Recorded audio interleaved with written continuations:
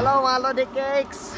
Uwi na naman tayo sa trabaho. Nadali na naman tayo. Gawa ng nag-absent yung kasama ko. Time check. Time check mga Lodi Cakes. 1:58.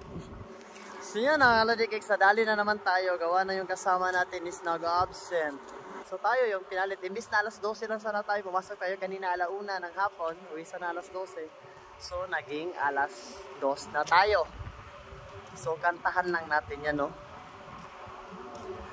僕はそばにいるよ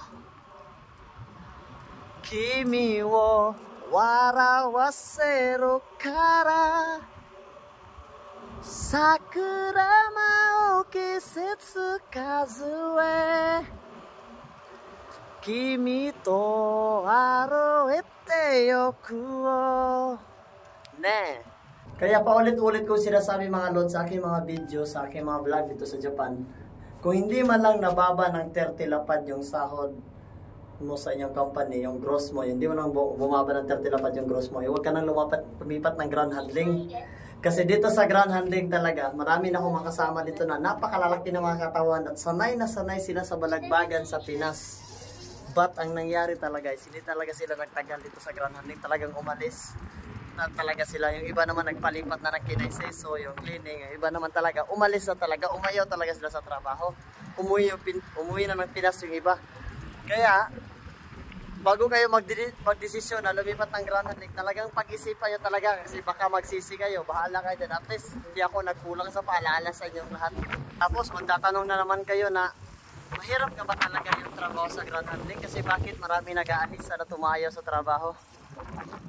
Ako nga, pa-drive lang ako sa airport, pero nagbubuhat pa rin ako, nagbababa ng maleta. Nagdadala ako ng maleta galing Terminal 3 papuntang Terminal 1. Nahihirapan pa nga ako, napapagod pa nga ako. How much more na lang kaya yung mga kasama ko?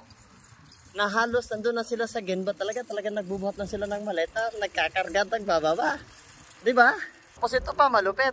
Ako nga, nasanay ka din ako sa balagbagan sa Pinas, gawa ng nasa bundok ako nagkakarga ako ng mga beaker, yung mga buo na niyog. Basta sanay ako sa gawaing bukid. Talaga nahirapan nga din ako. How much more na lang kaya yung mga kasama ko. Yung iba nga mas malaki pa katawan sa akin. Talagang nagre-reklamo pa. Naku po, bago kayo kung bago talaga yung lumipat ng ground handling, mag-isip muna kayo. Okay lang kung ang trabaho nyo is kinaiseso. Medyo madali pa yung kinaiseso. Pero pag sa baggage kayo ma-assign, naku po, wag na lang. Kung gusto nyo pa rin subukan talaga yung ground handling, so choice nyo pa rin yan. Wala tayong magagawa. Mahal mo na. Bahala na kayo. Okay? At least hindi ako nagkulang sa paalala sa inyo. Ne! Itsumo watashi no douga mite kurete arigatou gozaimasu. Jane!